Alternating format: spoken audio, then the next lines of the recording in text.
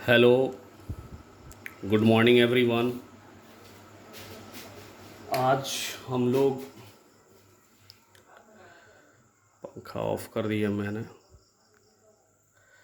बिल्कुल साफ दिख रहा है। यस, आज मैं एक डेमो लेक्चर बना रहा हूँ और इस डेमो लेक्चर का मेन उद्देश्य ये है कि बच्चे कम से कम ये जान जाएं कि सर का फिजिक्स लेवल क्या है या सर कैसा फिजिक्स लेवल पढ़ा सकते हैं हमें। तो मैं आपसे पहले बता दे रहा हूँ कि मैं बहुत ही बेसिक से आपको पढ़ाऊँगा।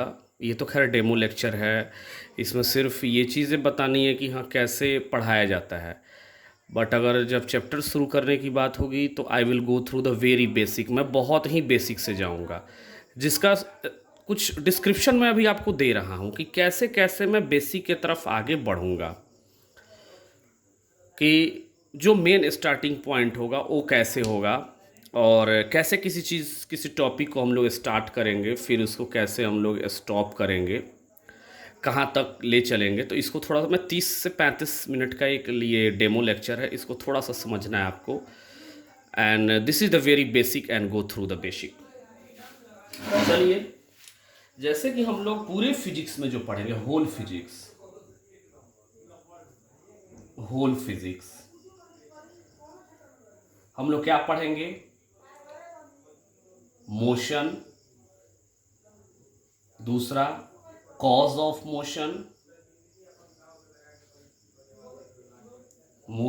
कॉज ऑफ मोशन, तीसरा वर्क एनर्जी, चौथा रिजिड बॉडी, पांचवा ग्रेविटेशनल लॉ, जो बहुत बड़ा लॉ है। ग्रेविटेशनल, कैमरे में दिख रहा है सब चीज? हाँ, yes, gravitational law. Next electromagnetism.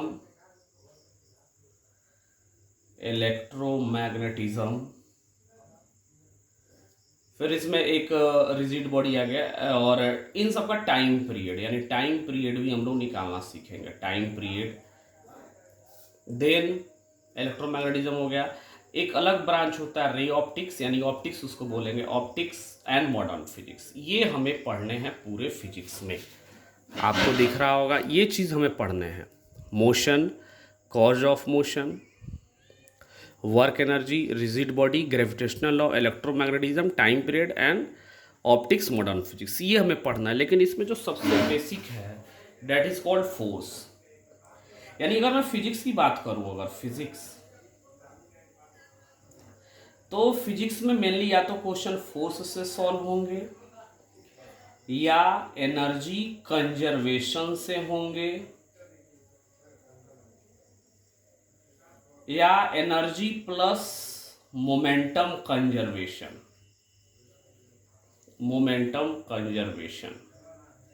यानी फिजिक्स में सवाल के जो मेनली ट्रिक्स होंगे, या तो फोर्स से या एनर्जी कंजर्व कर देंगे या एनर्जी प्लस मोमेंटम कंजर्व कर देंगे। हमारे 90% क्वेश्चन इसी से डील हो जाएंगे। बिल्कुल, अगर हमें इतना कॉन्सेप्ट क्लियर है कि हमें कब फोर्स बैलेंस करना है, कब एनर्जी कंजर्व करना है, कब एनर्जी प्लस मोमेंटम लगाना है, अगर ये चीज़ हमें फिजिक्स के टीचर बता दें तो हम लोग बहुत ही रिलायबल फील करेंगे। फोर्स कब लिखते हैं भाई? जब F net equal to rate of change of linear momentum हो रहा हो, यानी दिख रहा हो, यानी किसी ऑब्जेक्ट का लीनियर मोमेंटम बदल रहा हो, वहां पे directly applied the force. Energy conservation कब करते हैं भाई? यानी जब वर्क हो रहा हो और उस वर्क से उस ऑब्जेक्ट में अब चेंज इन काइनेटिक एनर्जी हो रहा हो, या अब ये भी डिपेंड करता है कि वो जो वर्क हो रहा है वो फोर्स कैसे हैं, कंजर्वेटिव हैं कि नॉन कंजर्वेटिव हैं। तो यहीं से डिसाइड होता है कि हम एनर्जी कंजर्व कब करेंगे और मोमेंटम कब लगाएंगे। तो मैंने बता दिया, एनर्जी कंजर्व कब करेंगे? जब ये फोर्स कंजर्वेटिव होगा। मोमेंटम कम कंजर्व कब करेंगे? जब नेट एक्सटर्नल फोर्स उस पर क्या हो, एफ नेट जीरो हो, तो मोमेंटम कंजर्व करेंगे। यानी टोटल का टोटल भार किस पे आता है? फोर्स पे। यानी अगर किसी बच्चे को फोर्स की बेसिक नॉलेज यदि पता हो, फोर्स उसको पूरा डील करा दिया जाए, तो मैं मानता हूं कि फिजिक्स का एक बहुत अच्छा स्टूडेंट वो बन सकता है। और फोर्स क्या है, तो फोर्स, मैं फोर्स को थोड़ा सा पढ़ा दूं, ये क्या है, आइदर पुश आइदर पुल, बस। या तो फोर्स से आप किसी को धक्का दे सकते हैं या किसी को खींच सकते हैं, और कुछ नहीं। अब धक्का देने और खींचने के लिए हमें किन किन चीजों की आवश्यकता होती है, तो एक स्ट्रिंग है, this is called string. String से क्या करते हैं, केवल और केवल पुल करते हैं और कुछ नहीं। स्ट्रिंग केवल और केवल खींचती है, याद रखिएगा, रस्सी केवल खींचती है, जबकि एक होता है आपका स्प्रिंग।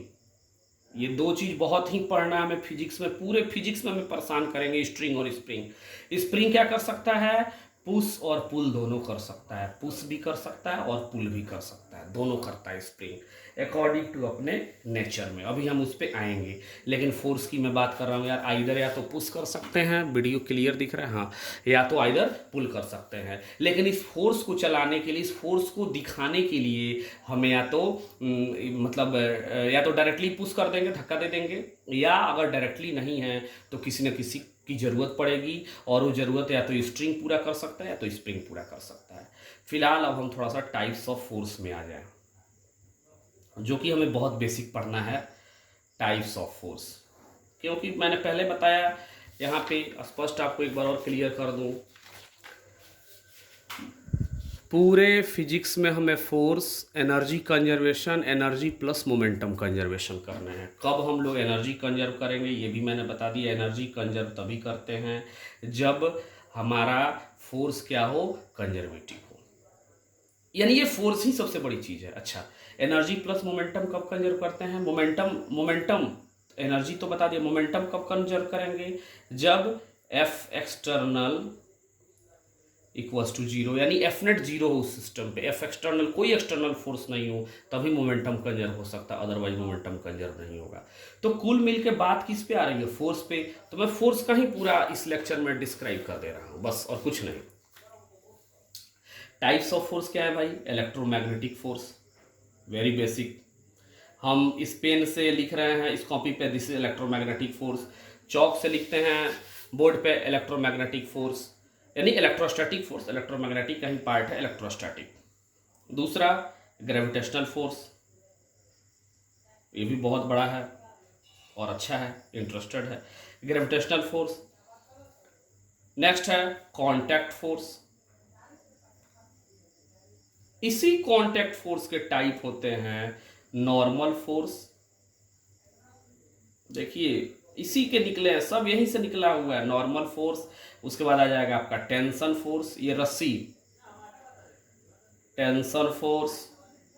फिर आ जाएगा आपका स्प्रिंग फोर्स, अभी जो आपने स्प्रिंग की बात की। और फिर आ जाएगा आपका फ्रिक्शन फोर्स।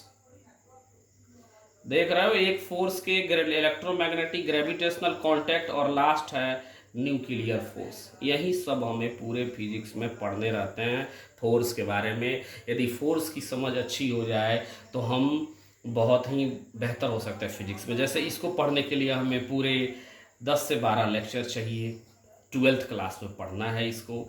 ये 11th में पढ़ना है, इसको 2 से 3 लेक्चर चाहिए। ये न्यूक्लियर फोर्स है, इसको 10 से 12 लेक्चर चाहिए 12th में। 11th में हमें ये पढ़ना है और ये पढ़ना है।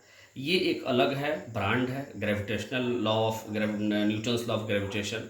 और ये टाइप है नॉर्मल, टेंशन, स्प्रिंग। और फिलहाल मैं इस पर चर्चा कर दे रहा हूँ, जो कि थोड़ा सा हमें आसानी देगा चीज़ों को समझने में। अब है इसमें जैसे कि पहला है नॉर्मल फोर्स, थोड़ा सा नॉर्मल फोर्स। नॉर्मल फोर्स क्या लगता है, नॉर्मल फोर्स ऑलवेज, हमेशा दो ऑब्जेक्ट यदि रखे गए हैं, ये मान लेते हैं m1 है, तो इस पे ये मास है, ये मास इस सरफेस के कांटेक्ट में है, तो नॉर्मल फोर्स किसका है, कांटेक्ट फोर्स। यानी ये जो सरफेस है इस मास के ऊपर एक फोर्स लगाएगा, और ये मास भी इस सरफेस के ऊपर एक फोर्स लगाएगा। ये मास यहाँ क्या लगाएगा, mg, this is called force of gravity या फोर्स ड्यू टू ग्रेविटी। ये हमेशा नीचे होता है, यानी फोर्स ड्यू टू ग्रेविटी का डायरेक्शन हमेशा डाउनवर्ड द अर्थ होता है, हमेशा डाउनवर्ड अर्थ होता है, हमेशा नीचे की तरफ, फोर्स ड्यू टू ग्रेविटी। एकदम बिल्कुल बेसिक चीज मैं बता रहा हूँ। और नॉर्मल हमेशा perpendicular to the contact surface, याद रखना है। यहाँ नॉर्मल, यहाँ कॉन्टैक्ट सरफेस कैसा है, ऐसे है, तो इसके परपेंडिकुलर क्या होगा, इस तरह से। अगर कॉन्टैक्ट सरफेस ऐसे बन गया और ऑब्जेक्ट ऐसे रखा गया तो नॉर्मल कैसे लगेगा, हमेशा कॉन्टैक्ट सरफेस के परपेंडिकुलर। अगर मान लीजिए सरफेस ऐसा बन गया तो कैसा लगेगा, ये हमेशा ऐसे लगेगा नॉर्मल। तो मैंने नॉर्मल के बारे में बता दिया कि is act always perpendicular to the surface, act perpendicular to contact surface. अब तुम कहोगे कि सर ये भी इस पे नॉर्मल लगा रहा, बिल्कुल, ये इस पे लगाएगा, ये उस पे लगाएगा, एकदम बिल्कुल। तो अब इस mg, मुझे अब इस सरफेस की तो FBD नहीं खींचने देते, मुझे पूरे फिजिक्स में एक ड्रॉ करना रहता है FBD, जिसको बोलते हैं फ्री बॉडी डायग्राम। अब चूंकि बहुत ज़्यादा उतना डिटेल, चूंकि मुझे क्वेश्चंस भी इस पे बेसिक कराने हैं, तो मैं थोड़ा सा ये हिंट दे दूं कि FBD में हम लोग उन्हीं फोर्स को दिखाते हैं, यानी in FBD we show those forces which are act on the object। याद रखिएगा, FBD बहुत बड़ी चीज है। हम FBD में उन्हीं फोर्स को दिखाते हैं जो ऑब्जेक्ट पे लग रहा है। तो यहाँ ऑब्जेक्ट क्या है, ये मास है। इस मास पे कौन सा फोर्स लगेगा, एक तो ये सरफेस लगाएगा। सरफेस क्या लगाएगा, हमेशा अपने परपेंडिकुलर क्या लगाएगा, नॉर्मल लगाएगा। ये जो ऑब्जेक्ट है, इस ऑब्जेक्ट पे mg किधर लग रहा है, हमेशा डाउनवर्ड। इस पे भी mg कहाँ लग रहा है, हमेशा डाउनवर्ड। इस पे भी mg कहाँ लग रहा है, हमेशा डाउनवर्ड। यानी mg जो फोर्स होता है, फोर्स ड्यू टू ग्रेविटी, ये हमेशा डाउनवर्ड, और नॉर्मल होता है हमेशा कांटेक्ट सरफेस के परपेंडिकुलर। यानी दो फोर्स की समझ हमें आ चुकी है, ये नॉर्मल फोर्स और ये फोर्स ड्यू टू ग्रेविटी। तो ये नॉर्मल फोर्स और फोर्स ड्यू टू ग्रेविटी का डायरेक्शन हमें पता है। नॉर्मल फोर्स कांटेक्ट सरफेस के परपेंडिकुलर, और force due to gravity always downward. अब है टेंशन फोर्स, कैमरे में आ रहा है पूरा यहाँ, हाँ। टेंशन फोर्स, टेंशन फोर्स क्या होता है, रस्सी में लगता है हमेशा। यानी अगर स्ट्रिंग है तो स्ट्रिंग में लगेगा आपका टेंशन फोर्स। यानी अगर कहीं भी स्ट्रिंग है तो उसमें हमेशा टेंशन फोर्स लगेगा। जबकि हमारे 90% सवालों में ये स्ट्रिंग मासलेस कही जाती है, दिस इज मासलेस, ये मासलेस है। जहाँ मास होगा वहाँ फिर हम इसको एक ऑब्जेक्ट की तरह ट्रीट करेंगे। वो भी मैं आपको पढ़ाऊंगा जब बेसिक लेक्चर शुरू करेंगे, तो इसको बहुत अच्छे से हम लोग पढ़ेंगे। फिलहाल ये डेमो लेक्चर है, तो थोड़ा मुझे सब चीज़ के बारे में जानकारी देनी है और कम समय में जानकारी देना है। तो इसलिए ये रस्सी हमारे 90% केसेस में मासलेस होती है। बट जब मास होगी अगर इस रस्सी में, तो ये रस्सी भी एज ए ब्लॉक ही ट्रीट की जाएगी। ब्लॉक, ये ब्लॉक बन जाएगा मेरे लिए। ये इसके दो एंड है। अगर ये मासलेस है तो अगर इस पे फोर्स हमने इधर लगाया तो ये रस्सी टेंशन किधर लगा रही है, इधर लगा रही है। ऐसे हमेशा इस फोर्स के, अप्लाइड फोर्स के अपोजिट टेंशन होगा। अगर जैसे एग्जांपल मान लीजिए इससे दो ऑब्जेक्ट कनेक्टेड है, ये M1 है और ये M2, मैंने यहाँ फोर्स ऐसे लगा दिया F। तो इस M2 पे कौन कौन से फोर्स लग रहा है, एक तो ये लग रहा है जिसको एक्सटर्नल फोर्स बोलते हैं, एक ये क्या लग रहा है, ये टेंशन फोर्स है। तो जब ऑब्जेक्ट पे अप्लाइड फोर्स ऐसे रहेगा तो इस M2 ऑब्जेक्ट पे टेंशन किधर रहेगा, इधर। यानी इस ऑब्जेक्ट पे टेंशन इधर रहेगा, जबकि इस M1 ऑब्जेक्ट पे टेंशन किधर रहेगा, वो इस साइड रहेगा। तो आप देख लिए कि मैंने FBD भी बना दिया, इस M2 का FBD, कंप्लीट FBD बना दो यहाँ पे, आप क्या दिक्कत है, एक सवाल ही हो जाएगा। एक मान लिया उसी को मैं यहाँ बना रहा हूँ, कौन, ये सरफेस है, ये रस्सी है, ऐसे बहुत से सवाल आपको मिल जाएंगे। ये M1 है, ये M2 है, ये इस पे F लग रहा है, ठीक है। हमें FBD ड्रॉ करनी, यानी फ्री बॉडी डायग्राम बनाना। तो फ्री बॉडी डायग्राम में उन फोर्सेस को दिखाते हैं जो फोर्सेस इस पे लग रहे हैं।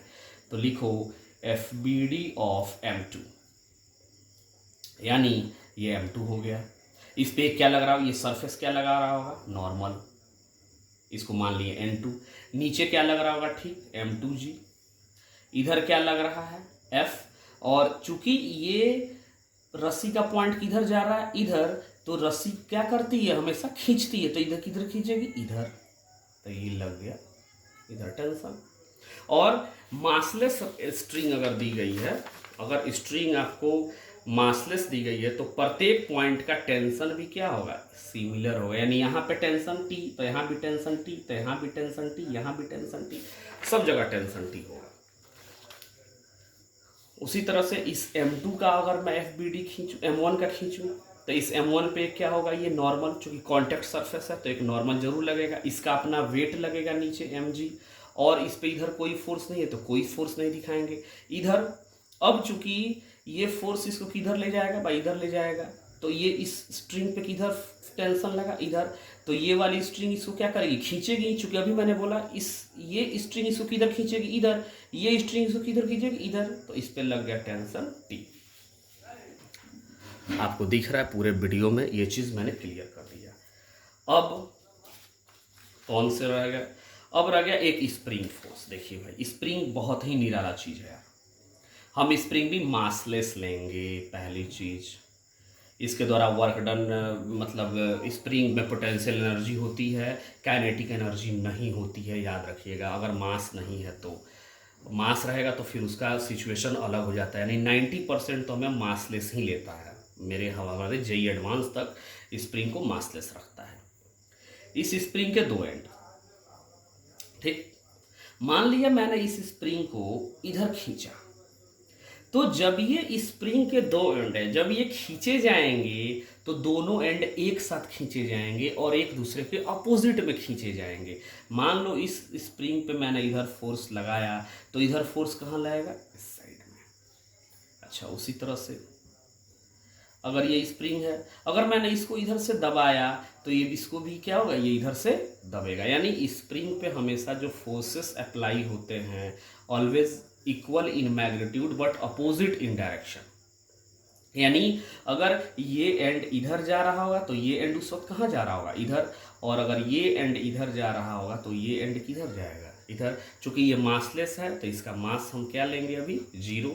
जब मास कंसिडर करेंगे हम लोग, जब SHM वगैरह पढ़ेंगे उस समय, तो उसमें हम लोग मास भी रखते हैं।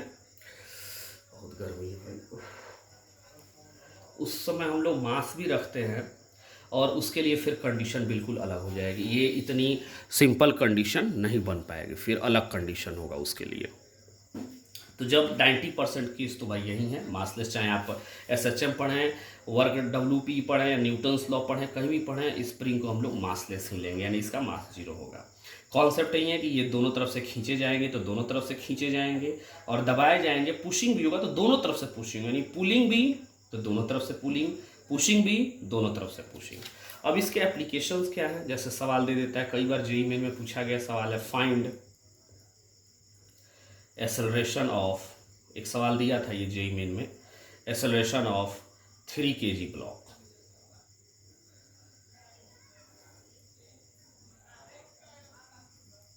ये है 2 kg, थोड़ा बड़ा बना देगा, ये कॉन्टैक्ट सरफेस है, 2 kg, ये है 3 kg, ये स्प्रिंग लगे हुए, सॉरी इस स्प्रिंग नहीं है, और ये है 4 kg।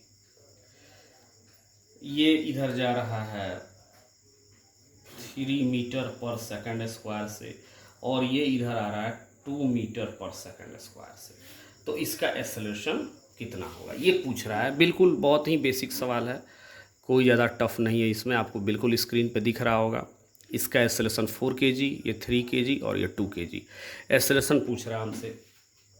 ठीक, अभी मैंने बताया कि इस एप्लीकेशन उसका मैं करा रहा हूँ। इस स्प्रिंग को देखो भाई, मासलेस है दोनों, ये भी मासलेस है, ये भी मासलेस है। मैं अभी केवल एप्लीकेशन करा रहा हूँ जो भी पढ़ाया हूँ। इस स्प्रिंग के दो एंड, इस स्प्रिंग के दो एंड निकाल लो, और उसके जस्ट एप्लीकेशन को तुम सोचो। ये चूँकि एक्सेलरेशन और मास है तो एक्सेलरेशन दे दिया गया, इसका मास दे दिया गया, तो इस पर आप फोर्स निकाल सकते हैं। इस पर फोर्स कितना होगा, 2 × 2 4 न्यूटन। इससे फोर्स कितना होगा, 12 न्यूटन। ये किसके फोर्सेस हैं? मास के। ये भी किसके फोर्स है? मास के। हमें स्प्रिंग पे अप्लाई करना, क्योंकि स्प्रिंग का अपना मास अभी नहीं है, तो इस स्प्रिंग के जब ये एंड कितने न्यूटन से जा रहा है, इधर देखो, क्योंकि ये एंड इससे अटैच है, तो जब ये ऑब्जेक्ट इधर जाएगा 3 से, तो ये एंड भी कितना से जाएगा? 3 मीटर पर सेकंड से। क्योंकि इसका अपना मास नहीं है, तो जितने फोर्स से ये एंड जा रहा होगा उतना फोर्स यहाँ पे लगा दो, 12 न्यूटन। Simple application. तो जब ये एंड इधर जा रहा है, खींचा जा रहा है, तो ये एंड भी कहाँ जाएगा? इधर 12 न्यूटन से ये भी खींचा जाएगा इधर। अच्छा, अब इस पे देखो, ये एंड इधर जा रहा है, क्योंकि ये ऑब्जेक्ट जब इधर जाएगा तो ये एंड भी किधर जाएगा? इधर। कितने से? 4 न्यूटन से इधर जा रहा है, ठीक। तो ये एंड भी किधर जाएगा? इसके जस्ट अपोजिट एंड इधर जाएगा, कितना? 4 न्यूटन से। अब तुम खुद देखो, 3 kg का मास निकाल, 3 kg से दोनों एंड अटैच हैं। ये एंड इस पे किधर फोर्स लगा रहा? इधर। ये एंड इस पे किधर फोर्स लगा रहा? इधर। ये 4 न्यूटन और ये 12 न्यूटन। फोर्स कैसी क्वांटिटी है भाई? वेक्टर क्वांटिटी, तो दोनों सेम डायरेक्शन में, तो वेक्टर लॉ से डायरेक्टली जुड़ जाएंगे। कितना हो जाएगा? 16 न्यूटन। तो इस 3 kg पे नेट फोर्स कितना आ गया? Due to spring 16 newton. तो ए कितना आ जाएगा? 16/3 मीटर पर सेकंड स्क्वायर। ऐसे सवाल जेई मेन में कई बार पूछा जा चुका है, और ये बहुत ही बेसिक सवाल है स्प्रिंग का। चलिए एक और देखते हैं। मान लीजिए ऐसे सवाल अब आप कर सकते हैं, इसको आप करिएगा।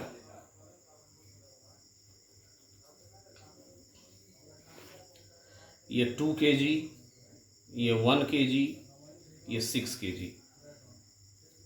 ये इधर जा रहा है 3 मीटर पर सेकंड स्क्वायर से, ये इधर जा रहा है 6 मीटर पर सेकंड स्क्वायर से। तो 1 kg का एक्सेलेरेशन कितना होगा? वेरी सिंपल है भाई। ये एंड इधर कितना से जा रहा है यार? 6 न्यूटन से। तो ये एंड इधर जा रहा है, तो स्प्रिंग का ये एंड किधर जाएगा? फिर इधर जाएगा, 6 न्यूटन अपोजिट। उसी तरह से ये न्यूटन, ये किधर जा रहा है? 36 न्यूटन से इस तरफ जा रहा है, तो ये किधर जाएगा? इस तरफ जाएगा। कितना से? 36 न्यूटन से। आप खुद देखिए, ये एक ब्लॉक है 1 kg, इस पे एक ये फोर्स किधर लग रहा है? 6 न्यूटन। ये किधर लग रहा है? 36 न्यूटन। कितना हो गया भाई? एफ नेट इस ब्लॉक पे कितना हो गया? Total 42 Newton. तो एफ नेट बराबर क्या होता है? m इंटू ए, यानी 42 बराबर 1 इंटू ए की वैल्यू कितनी आ गई? 42 मीटर पर second square. This is very basic of application of spring. ये तो मैं बहुत ही बेसिक एप्लीकेशन कराया, लेकिन इससे बहुत ही टफ एप्लीकेशन है स्प्रिंग के, बहुत ज़्यादा टफ है।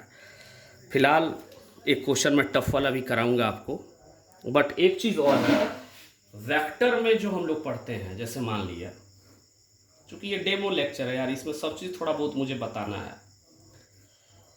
ये मान लीजिए 2 kg का ब्लॉक है, इस पे हमने एक फोर्स ऐसे लगा दिया 20 न्यूटन का, और ये एंगल लगा दिया 37 डिग्री, और कहा फाइंड एक्सेलरेशन ऑफ ब्लॉक।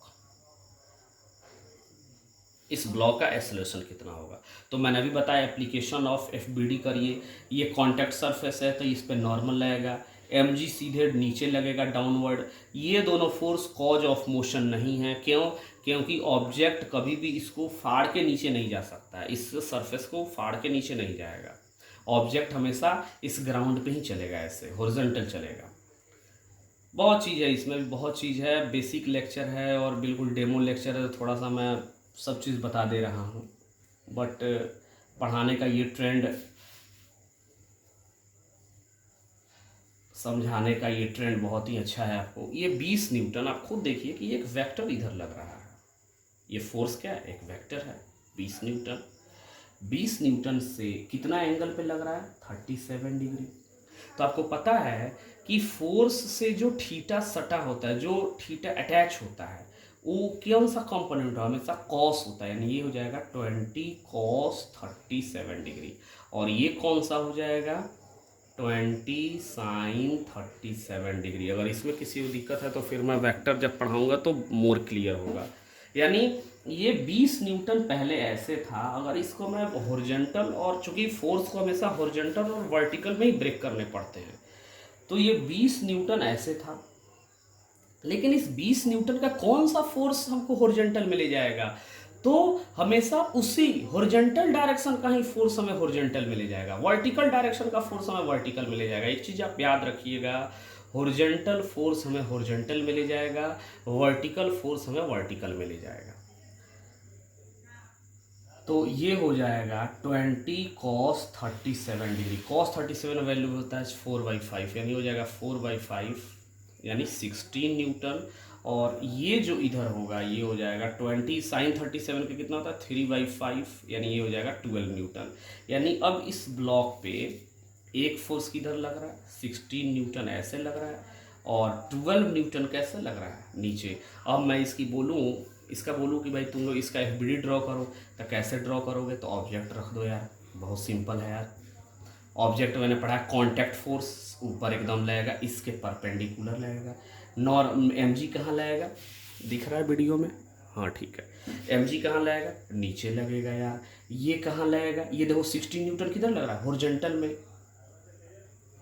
में, और एक और फोर्स लग रहा है ये 12 न्यूटन नीचे, यानी ये हो जाएगा 12 न्यूटन। यानी अगर यहाँ से नॉर्मल की वैल्यू पूछी जाए तो कितना हो जाएगा mg + 12, यानी नॉर्मल की यह वैल्यू बढ़ गई, यानी mg, m का मतलब 2, g का मतलब 10, 12, यानी n बराबर हो जाएगा 32 न्यूटन।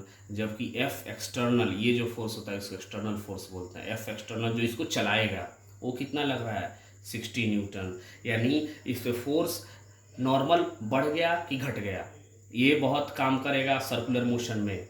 नॉर्मल यहाँ बढ़ गया, यानी नॉर्मल बढ़ गया, तो नॉर्मल बढ़ जाने से इसका वेट क्या हो गया, बढ़ गया। यानी किसी चीज़ को धक्का देना ज़्यादा आसान है कि इसको खींचना ज़्यादा आसान है। ये हम लोग क्या कर रहे हैं, इसको धक्का दे रहे हैं। अगर यहीं पे हम इसको खींचते, खुद से देखिए आप, अगर यहीं पे ये फोर्स,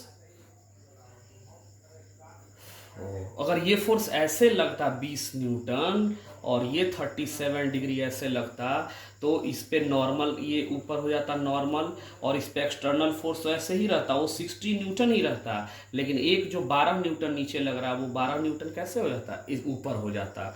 यानी किसी चीज़ को खींचना ज़्यादा आसान होता है धक्का देने से। ये चीज़ आपको न्यूटन्स लॉ में पढ़ना है और बहुत ही इम्पोर्टेंट है कि किसी चीज़ को धक्का देना ज़्यादा आसान है कि उसको खींचना ज़्यादा आसान है। अगर किसी, जैसे ट्रॉली है, ट्रॉली को आप धक्का दे रहे हैं, वो ज़्यादा, उस पर ज़्यादा वेट लगेगा कि उसको खींच रहे हैं तो उसमें ज़्यादा वेट लगेगा।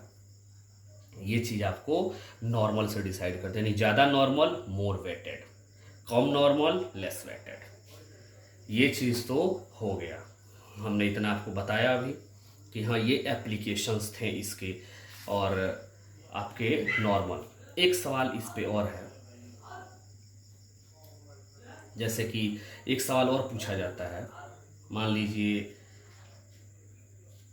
ये एक M1 है और एक स्प्रिंग से ये जुड़ा हुआ है, ये M2 है, ये इस पे फोर्स लग रहा है F1, ये इस पे फोर्स लग रहा है F2।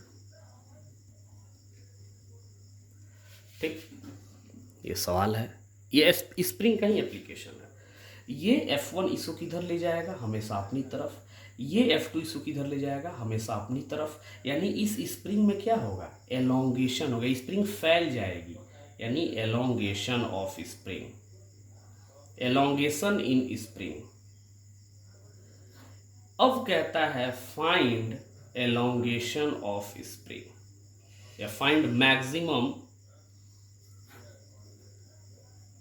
फाइंड मैक्सिमम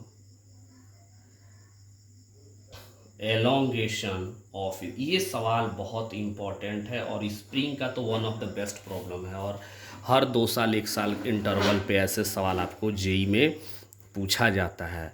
ये सवाल आपको कैसे करेंगे, तो इसका मैं एक बहुत ही आसान एक पेपर में निकाल लूँ। एक पेपर की और ज़रूरत पड़ेगी, ये पेपर मैंने निकाल लिया। हमें फाइंड मैक्सिमम एलोंगेशन निकालना है। अगर मैं इस सवाल को देखूं, ध्यान से देखूं, तो देखिए ये M1 है, ये स्प्रिंग से अटैच है, और ये M2 है, ये भी स्प्रिंग से अटैच है, दोनों स्प्रिंग से अटैच है। दिख रहा है आपको कैमरे में? हाँ बिल्कुल दिख रहा है। ये F1 है, ये F2 है, ठीक है भाई। इस स्प्रिंग ये F1 इस M1 को अपने साथ ले जाएगा, बिल्कुल ले जाएगा, कोई दिक्कत नहीं है। ये F2 इस M2 को अपने साथ ले जाएगा, इसमें भी कोई प्रॉब्लम नहीं है। इस सवाल को यदि मैं डायरेक्टली न्यूटन्स लॉ से करूँ, यानी लॉ ऑफ मोशन अप्लाई करूँ, तो बहुत कॉम्प्लिकेटेड होंगे और बहुत ज़्यादा वेरिएबल आएंगे और शायद वो सॉल्व भी नहीं हो पाएंगे, जो काफ़ी मोर कॉम्प्लेक्स वेरिएबल होंगे, और मोर कॉम्प्लेक्स वेरिएबल से फिर सवाल टफ हो जाएगा। इसमें हम लोग फिर क्या करेंगे, जो मैंने ये ट्रिक बताया, जो कि मैंने पहले ही बताया है, सवाल या तो आपको फोर्स से होंगे, या एनर्जी कंजर्वेशन, या एनर्जी प्लस मोमेंटम कंजर्वेशन। तो यहाँ पे हम लोग यही ट्रिक करेंगे, एनर्जी कंजर्वेशन। एनर्जी कंजर्वेशन कब करते हैं? जब कंजर्वेटिव फोर्सेस हो। तो ये फोर्सेस कैसे, हमारे बारे में कोई एक्सक्लूसिव डेटा नहीं है। हाँ, spring force always conservative force होता है, उसके पास मास नहीं है। स्प्रिंग फोर्स इज कंजर्वेटिव, यदि मास नहीं है तो spring force is conservative force. But in दोनों फोर्स के बारे में हमें कोई डेटा नहीं दिया गया है। तो ऐसे क्वेश्चन को करने के लिए हमें एनर्जी प्लस मोमेंटम कंजर्वेशन, और मोमेंटम कंजर्वेशन हम लोग तभी कर पाते हैं जब हमारे सिस्टम में सेंटर ऑफ मास की एंट्री हो जाए। यानी अगर सेंटर ऑफ मास हो जाए तो हम लोग लीनियर मोमेंटम आसानी से कंजर्व कर सकते हैं, उसमें कहीं कोई दिक्कत नहीं है। तो ऐसे क्वेश्चन को करने के लिए हमें ध्यान देना पड़ेगा थोड़ा सा कि हम इसको सेंटर ऑफ मास से करें, COM। यानी पूरे फिजिक्स में आपको यही सब चीज़ें ज़्यादातर पढ़नी है। तो आपको अब कैसे करेंगे, सेंटर ऑफ मास से कैसे करेंगे भाई? कोई दिक्कत नहीं है। हम क्या करेंगे, हम यहाँ एक फ्रेम बनाएंगे। अब फ्रेम क्या होता है ये भी आपको डेफिनेशन पता होना चाहिए। फ्रेम वो जगह होती है जहाँ हम बैठते हैं। तो मैंने एक जगह बना लिया, यहाँ बैठ गया, और अपने मन से मैंने मान लिया कि ये पूरा सिस्टम इधर, ये सेंटर ऑफ मास फ्रेम है, this is centre of mass frame, COM। मैंने अपने मन से मान लिया कि ये पूरा सिस्टम इधर जा रहा होगा, और वो कितने से जा रहा होगा, ACOM से जा रहा होगा। देखिए है स्प्रिंग, लेकिन अब इसी क्वेश्चन को हम लोग कहाँ लेके चले गए, रिजिड बॉडी, यानी आपको रिजिड बॉडी के सेंटर ऑफ मास में चलेगा। Centre of mass, momentum, collision, linear जो भी है, यानी कुल मिला के हमें चीज पढ़ना है, फोर्स ही सबसे ज्यादा पढ़ना है। उसी फोर्स, उसी स्प्रिंग, उसी टेंशन का एप्लीकेशन पूरे फिजिक्स में हमें करना है। हो सकता है बहुत से लोगों को ये समझ में ना आए, बट फिर भी सेंटर ऑफ मास फ्रेम में हम जब जाएंगे तो फिर मुझे ये सेंटर ऑफ मास नहीं पढ़ा रहा हूँ, मैं एप्लीकेशन ऑफ स्प्रिंग फोर्स पढ़ा रहा हूँ अभी आपको। सेंटर ऑफ मास अभी आप भूल जाइए थोड़ी देर के लिए। अब खुद बताइए कि ये स्प्रिंग किधर जा रहा है, इधर, तो ये एंड भी किधर जाएगा, इधर, ये एंड भी किधर जाएगा, इधर। तो जब ये एंड इधर जाएगा तो ये एंड किधर फोर्स लगाएगा, इधर, ये एंड किधर फोर्स लगाएगा, इधर लगाएगा। मुझे ये सिखाना था, मुझे आपको सेंटर ऑफ मास अभी नहीं सिखाना है, मुझे ये सिखाना है कि इस स्प्रिंग का एप्लीकेशन पूरे फिजिक्स में कहाँ कहाँ कैसे कैसे है। बट ये अपना स्प्रिंग नेचर नहीं बदलेगा। मैंने जो पहले कहा कि स्प्रिंग अगर खींचेगा तो दोनों एंड, और सिकुड़ेगा तो दोनों एंड। लेकिन यहाँ देखिए कुछ आपको अलग दिख रहा है, क्यों? क्योंकि यहाँ आपने सेंटर ऑफ मास से बैठे हुए हैं और ये टोटल सिस्टम इधर जा रहा है, मान लिया गया है। तो ये वाला एंड भी कहाँ जा रहा होगा भाई, इसके साथ ही इधर जा रहा होगा, क्योंकि ये ब्लॉक से अटैच है। ये जब पूरा सिस्टम इधर जा रहा है तो ये किधर जा रहा होगा, इधर। ये भी किधर जा रहा होगा, इधर। स्प्रिंग भी किधर जा रहा होगा, इधर। स्प्रिंग पूरा जा रहा है इधर, तो ये स्प्रिंग इसको किधर खींचेगा, अपनी तरफ। ये स्प्रिंग किधर जा रहा है, इधर, तो ये किधर खींचेगा, अपनी तरफ। मुझे यही सिखाना था बस। तो ये एक ब्लॉक है M1, इस पे पहले से फोर्स कितना लग रहा है, F1, और स्प्रिंग के चलते कितना लगेगा, M1 × ACOM। ये किधर, ये लगा आपको F2 इधर, और इधर ये स्प्रिंग इसको किधर किधर से खींचेगा, mass into A centre of mass. मुझे ये सिखाना था, बस इतना काफ़ी है। इतना ही मुझे सिखाना था कि भाई इस स्प्रिंग के एप्लीकेशन आप लोग अलग अलग डायरेक्शन में देख ले। बाकी अब इसमें हम लोग एनर्जी कंजर्व करेंगे, मोमेंटम कंजर्व करेंगे, और final we get the answer. ऐसे सवाल का बहुत आसान है। एक्स मैक्स जो आता है वो 2F0/K आता है। कैसे आता है इस पर हम लोग फिर बाद में समझ लेंगे।